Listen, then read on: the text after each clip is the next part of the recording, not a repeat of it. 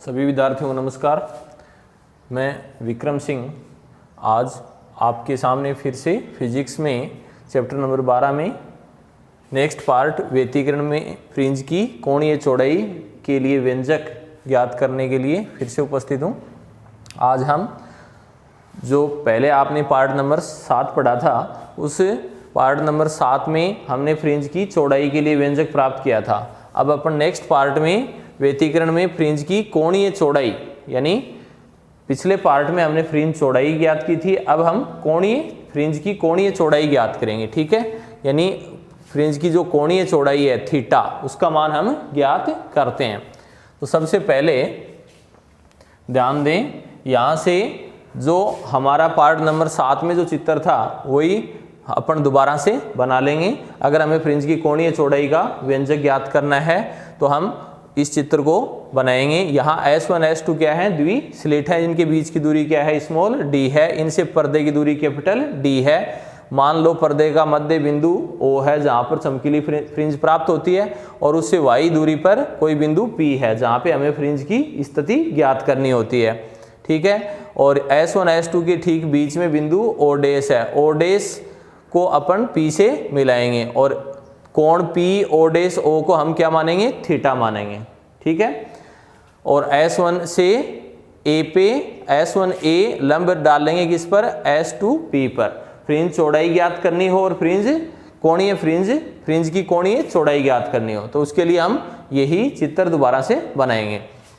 अब फ्रिंज की कोणीय चौड़ाई निकालने के लिए यहाँ से देखो, सबसे पहले त्रिभुज O डैश OP से, त्रिभुज O डैश OP से टेन थीटा का मान निकालेंगे। टेन थीटा बराबर क्या होगा, लंब बटे आधार, यानी OP बटा OO डैश, OP बटा OO डैश, या टेन थीटा बराबर आ जाएगा, OP की जगह लिख देंगे y बटे में OO डैश, पर्दे की दूरी जो मान रखी है कैपिटल D रख देंगे। ठीक है, अब थीटा के अल्प मानों के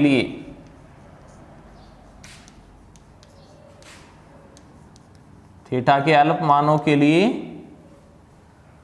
थीटा लगभग बराबर होगा किसके, टेन थीटा के।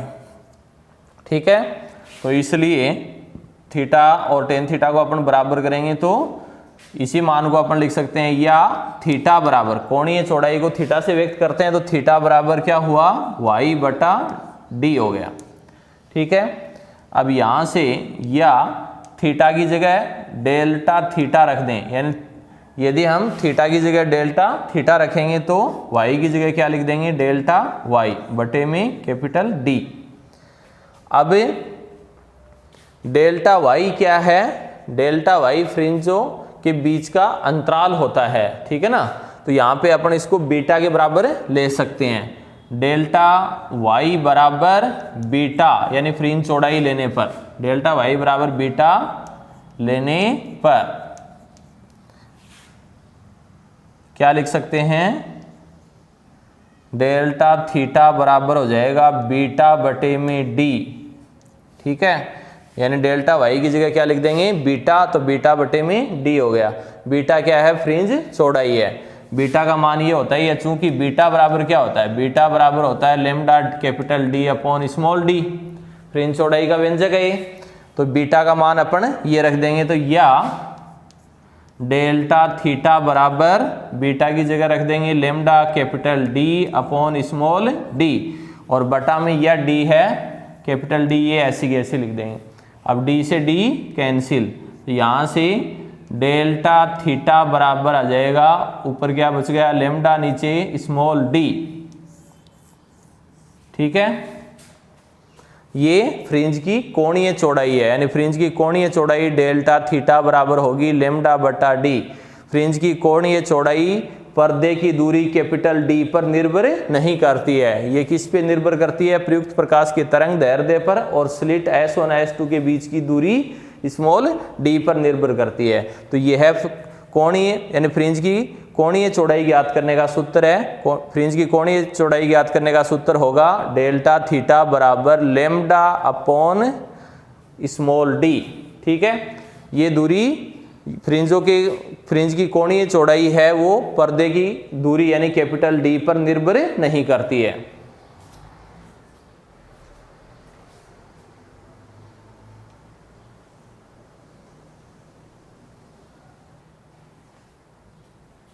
अब हम फ्रिंज चौड़ाई के सूत्र से जो निष्कर्ष निकलते हैं उनके बारे में ध्यान से समझेंगे।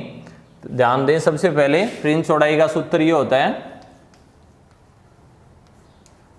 फ्रिंज चौड़ाई का सूत्र, फ्रिंज चौड़ाई का सूत्र होगा बीटा बराबर lambda capital D upon small D. ये सूत्र हमने प्राप्त किया था फ्रिंज चौड़ाई के लिए। तो इस सूत्र से क्या क्या निष्कर्ष निकलते हैं, यानी फ्रिंज चौड़ाई किन किन बातों पे निर्भर करती है। तो यहाँ लेमडा क्या है, लेमडा प्रयुक्त प्रकाश की तरंग दैर्ध्य है, डी स्लिटों से पर्दे की दूरी है, और डी स्मॉल डी क्या है, S1 S2 के यानी द्विस्लिट की चौड़ाई है, द्विस्लिट के बीच की दूरी है। ठीक है, तो अगर सबसे पहले फ्रिंज चौड़ाई के सूत्र से निष्कर्ष हम पढ़ रहे हैं, कौन कौन से निष्कर्ष निकलते हैं, निष्कर्ष समझने के लिए हमें फ्रिंज चौड़ाई का सूत्र मालूम होना चाहिए। बीटा बराबर lambda capital D upon small D है, यानी फ्रिंज चौड़ाई तरंग दैर्ध्य पर पर्दे की दूरी कैपिटल डी पर और S1 S2 के बीच की दूरी स्मॉल डी पर निर्भर करती है। अब सबसे पहला निष्कर्ष ये है, देखो ध्यान दें, तरंग दैर्ध्य पर, यानी फ्रिंज चौड़ाई किन किन बातों पर निर्भर करती है, तरंग दैर्ध्य पर निर्भर करती है। ध्यान से सुनेंगे समझेंगे। लेमडा क्या है, प्रयुक्त प्रकाश की तरंग दैर्ध्य है। तरंग दैर्ध्य यानी अगर हम अधिक तरंग दैर्ध्य का प्रकाश प्रयुक्त करें, व्यतिकरण की घटना में यदि हम एक वर्णी प्रकाश का उपयोग कर रहे हैं लेकिन अधिक तरंग दैर्ध्य वाले प्रकाश का उपयोग करेंगे तो क्या होगा। तो यहाँ से फ्रिंज चौड़ाई देखो ध्यान दें, बीटा समानुपाती है लेमडा के, यानी फ्रिंज चौड़ाई तरंग दैर्ध्य के समानुपाती है। सीधा सा अर्थ है कि प्रयुक्त प्रकाश की तरंग दैर्ध्य बढ़ाने पर फ्रिंज चौड़ाई का मान बढ़ता है। अब हम जानते हैं कि लाल रंग के प्रकाश के लिए, लाल रंग के प्रकाश की तरंग दैर्ध्य अधिक होती है, बैंगनी रंग के प्रकाश की तरंग दैर्ध्य कम होती है। तो यदि हम यंग के द्विस्लिट प्रयोग में लाल रंग के प्रकाश का प्रयोग करें तो अधिक चौड़ाई की फ्रिंजें प्राप्त होंगी, बैंगनी रंग के प्रकाश का प्रयोग करेंगे तो कम चौड़ाई की फ्रिंजें प्राप्त होंगी। यानी लाल रंग के प्रकाश की तरंग दैर्ध्य अधिक होती है, बैंगनी रंग के प्रकाश की तरंग दैर्ध्य कम होती है। इसलिए लाल रंग के प्रकाश के लिए फ्रिंज चौड़ाई अधिक और बैंगनी रंग के प्रकाश के लिए फ्रिंज चौड़ाई कम प्राप्त होगी। ठीक है, तो अपन लिख सकते हैं, अतः बीटा लाल मतलब लाल रंग के प्रकाश के लिए फ्रिंज चौड़ाई अधिक होगी, किससे, बीटा बैंगनी, यानी बैंगनी रंग के प्रकाश के लिए फ्रिंज चौड़ाई कम आएगी और लाल रंग के प्रकाश के लिए फ्रिंज चौड़ाई अधिक प्राप्त होगी। दूसरा ध्यान दें यहां से कि बीटा समानुपाती है कैपिटल डी के। ठीक है, बीटा समानुपाती है कैपिटल डी के। कैपिटल डी क्या था, सूत्र व्युत्पन्न किया उसमें, capital D slit S1 S2 से पर्दे की दूरी थी। इसका मतलब फ्रिंज चौड़ाई का मान पर्दे की दूरी कैपिटल डी पर भी निर्भर करता है और बीटा डी के समानुपाती है। बीटा समानुपाती लगाना है यहाँ पे, बीटा समानुपाती है किसके, कैपिटल डी के, यानी पर्दे की दूरी बढ़ाने पर फ्रिंज चौड़ाई का मान बढ़ता है। लेकिन एक बार इसमें ध्यान दें, यानी जैसे ये S1 और S2 द्वि रेखा छिद्र हैं और इनसे पर्दे की दूरी कैपिटल डी ली थी यहाँ पे, तो यदि हम जैसे जैसे पर्दे की दूरी बढ़ाएंगे तो फ्रिंज चौड़ाई का मान बढ़ेगा। लेकिन यदि हम पर्दे को बहुत अधिक दूरी पर आगे ले जाएंगे तो पर्दे पर व्यतिकरण प्रतिरूप प्राप्त नहीं होगा, यानी फ्रिंजें प्राप्त नहीं होंगी। तो थोड़ी दूरी बढ़ाने पर फ्रिंज चौड़ाई बढ़ती है, यानी कैपिटल डी का मान थोड़ा बढ़ाने पर फ्रिंज चौड़ाई बढ़ेगी, लेकिन बहुत अधिक बढ़ाने पर पर्दे पर प्राप्त व्यतिकरण प्रतिरूप है वो समाप्त हो जाएगा, यानी फ्रिंजें दिखाई नहीं देंगी।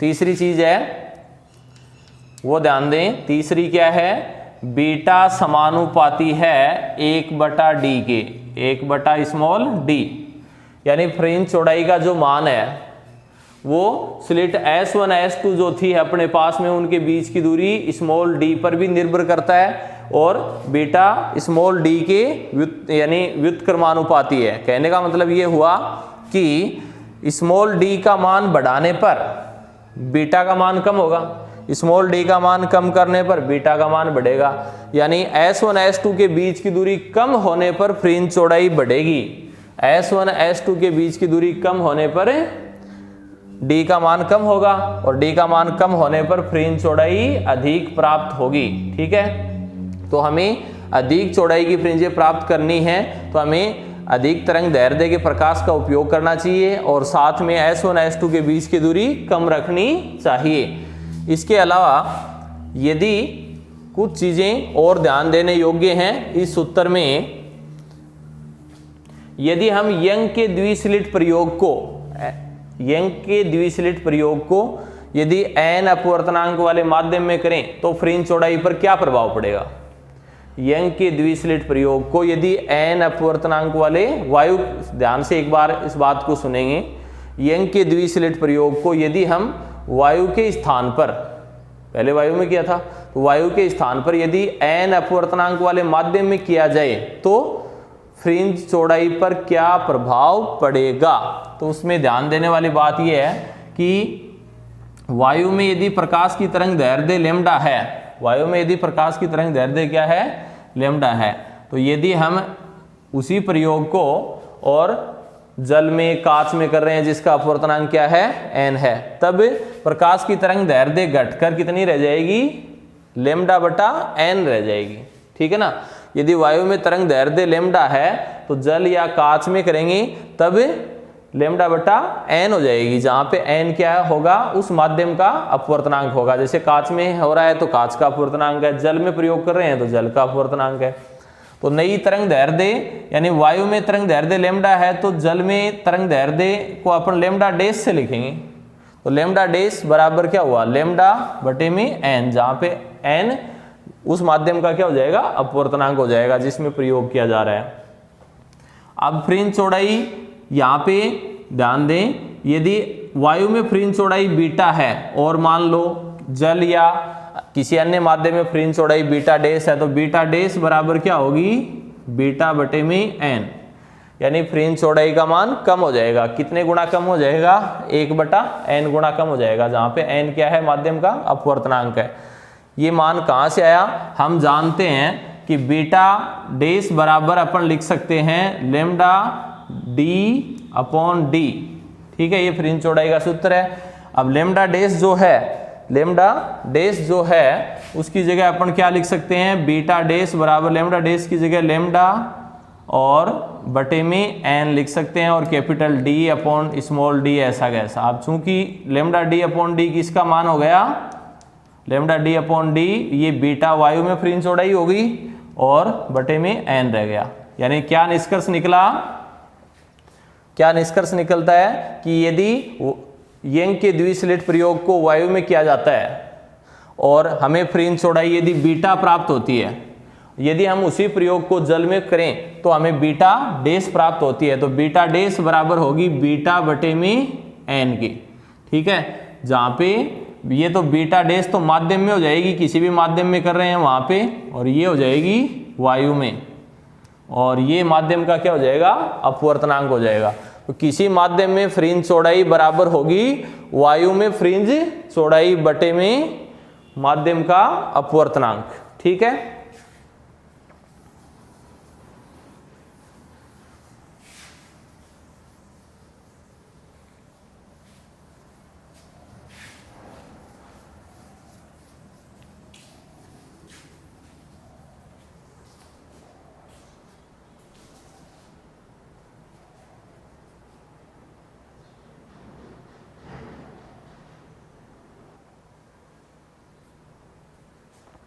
अब हम नेक्स्ट पॉइंट लेते हैं, श्वेत प्रकाश द्वारा उत्पन्न व्यतिकरण। ठीक है, यानी हम पढ़ रहे हैं पिछले 2-3 पार्टों से व्यतिकरण के बारे में।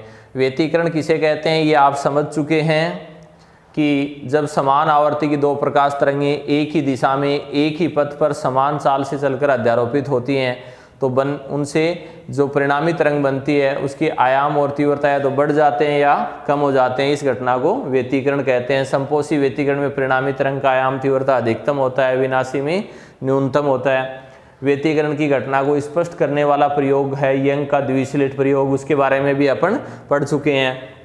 व्यतिकरण का गणितीय विश्लेषण यानी परिणामी तरंग का निर्माण होता है तो उसमें परिणामी तरंग का समीकरण कैसे दर्शाया जाता है, आयाम कितना होता है, समपोषी व्यतिकरण और विनाशी व्यतिकरण की स्थिति में आयाम कितना कितना आएगा, परिणामी तरंग की तीव्रता का सूत्र क्या है, ये सारी चीजें अपन पढ़ चुके हैं। अब नेक्स्ट जो अपन ने अभी पॉइंट लिया था उसमें श्वेत प्रकाश द्वारा उत्पन्न व्यतिकरण यानी यंग का जो द्विस्लिट प्रयोग है उसको एक बार आप ध्यान में लाएं। यंग के द्विस्लिट प्रयोग में एस क्या था, एक वर्णी प्रकाश स्रोत था, ठीक है ना, एक वर्णी यानी एक वर्णी प्रकाश स्रोत था। यदि हम यहाँ पे एक वर्णी प्रकाश स्रोत के स्थान पर यदि श्वेत प्रकाश का उपयोग करें, ठीक है, यंग का जो द्विस्लिट प्रयोग था उसको ध्यान से देखें एक बार कि जैसे ये S1 और S2 दो द्विस्लिट थी और ये स्रोत S था, ठीक है। S पर एक वर्णी प्रकाश डाला जाता था। यदि हम यहाँ पे आगे ये पर्दा लगाएं और ये तीन पर्दे थे अपने पास में, यहाँ पे स्रोत S एक वर्णी प्रकाश या तो उत्सर्जित करता है या स्लिट S पर एक वर्णी प्रकाश डाला जाता है। S1 S2 हाइगेन के तरंग सिद्धांत से द्वितीयक तरंगिकाएं उत्सर्जित करते हैं और वो तरंगिका इस यहाँ पे पर्दे जैसे ये L, M और N हैं तो पर्दे M और N के बीच में अध्यारोपित होती हैं। तो यहाँ पे पर्दे के बीच में हमें चमकीली फ्रिंज प्राप्त होती है। बाद में ऊपर और नीचे एकांतर क्रम में हमें काली, चमकीली, काली इस प्रकार से फ्रिंजें प्राप्त होती जाती हैं। तो यहाँ पे अपना प्रश्न ये है कि श्वेत प्रकाश द्वारा उत्पन्न व्यतिकरण यानी अगर हम यंग के द्विस्लिट प्रयोग में एक वर्णी प्रकाश स्रोत के स्थान पर श्वेत प्रकाश का उपयोग कर लें यानी स्लिट S पर एक वर्णी प्रकाश डालने की बजाय यदि हम श्वेत प्रकाश ही डाल दें तो क्या होगा। तो देखो यदि हम यंग के द्विस्लिट प्रयोग में एक वर्णी प्रकाश के स्थान पर श्वेत प्रकाश का प्रयोग करेंगे तो यहां पर जो केंद्रीय फ्रिंज बनेगी ना, केंद्रीय फ्रिंज हमें श्वेत प्राप्त होगी। कैसी प्राप्त होगी? श्वेत, ठीक है। और उसके समीप की जो फ्रिंजें बनेंगी इधर वो कैसी प्राप्त होंगी? लाल। कैसी? लाल। यानी केंद्रीय फ्रिंज श्वेत प्राप्त होगी, उसके समीप की फ्रिंजें लाल, और दूर की जो फ्रिंजें हैं वो कैसी प्राप्त होंगी? बैंगनी। कैसी प्राप्त होंगी? बैंगनी, ठीक है। दूर की फ्रिंजें कैसी प्राप्त होंगी? बैंगनी। यदि यंग के द्विस्लिट प्रयोग में एक वर्णी प्रकाश के स्थान पर श्वेत प्रकाश का उपयोग किया जाए तो श्वेत प्रकाश का व्यतिकरण होगा। और श्वेत प्रकाश में चूंकि 7 रंग होते हैं, बैंगनी, जामुनी, नीला, हरा, पीला, नारंगी और लाल, और सभी रंगों के प्रकाश की तरंग दैर्ध्य अलग अलग होती है। तो इसलिए हमें सभी फ्रिंजों की एक तो चौड़ाई असमान प्राप्त होगी, ध्यान दें, यानी एक वर्णी प्रकाश का उपयोग करते हैं ना तब तो सभी फ्रिंजों की चौड़ाई समान प्राप्त होती है। लेकिन यदि श्वेत प्रकाश का उपयोग करेंगे यंग के द्विस्लिट प्रयोग में तो सभी फ्रिंजों की चौड़ाई असमान प्राप्त होगी, ठीक है। और केंद्रीय फ्रिंज यानी बीच में जो फ्रिंज बनेगी वो तो श्वेत प्राप्त होगी अपने को, और उसके समीप की जो फ्रिंजें हैं वो लाल और दूर की फ्रिंजें बैंगनी प्राप्त होती हैं, ठीक है। तो हम यहाँ पे श्वेत प्रकाश द्वारा उत्पन्न व्यतिकरण को समझाइए तो क्या लिखेंगे इसमें? श्वेत प्रकाश में 7 मुख्य रंग होते हैं, बैंगनी, जामुनी, नीला, हरा, पीला, नारंगी और लाल। लाल रंग के प्रकाश की तरंग दैर्ध्य सबसे अधिक होती है, बैंगनी रंग के प्रकाश की तरंग दैर्ध्य सबसे कम होती है। यदि हम व्यतिकरण की घटना में यानी यंग के द्विस्लिट प्रयोग में यदि एक वर्णी प्रकाश के स्थान पर लाल रंग के प्रकाश का उपयोग करें या बैंगनी रंग के प्रकाश एक वर्णी प्रकाश के स्थान पर यदि हम श्वेत प्रकाश का उपयोग करें तो हमें पर्दे के बीच में यानी केंद्रीय फ्रिंज श्वेत प्राप्त होगी और उसके समीप की फ्रिंजें लाल दिखाई देंगी और दूर की फ्रिंजें बैंगनी दिखाई देंगी, ठीक है। और अधिक दूरी पर जो फ्रिंजें हैं वो स्पष्ट दिखाई नहीं देती हैं। ऐसा क्यों होता है? क्योंकि भिन्न भिन्न श्वेत प्रकाश में भिन्न भिन्न तरंग दैर्ध्य के रंगों का मिश्रण होता है और भिन्न भिन्न तरंग दैर्ध्यों के लिए फ्रिंज चौड़ाई भी भिन्न भिन्न प्राप्त होती है, ठीक है। तो अगर हम यंग के द्विसलिट प्रयोग में और श्वेत प्रकाश का उपयोग करेंगे तो हमें सभी फ्रिंजों की चौड़ाई भी असमान प्राप्त होगी, ठीक है। और एक वर्णी प्रकाश का उपयोग करेंगे तो सभी फ्रिंजों की चौड़ाई समान प्राप्त होती है। तो ये था अपना व्यतिकरण का पॉइंट। व्यतिकरण के हर विषय पर, हर टॉपिक पर अपन ने विस्तार से अध्ययन किया है, ठीक है।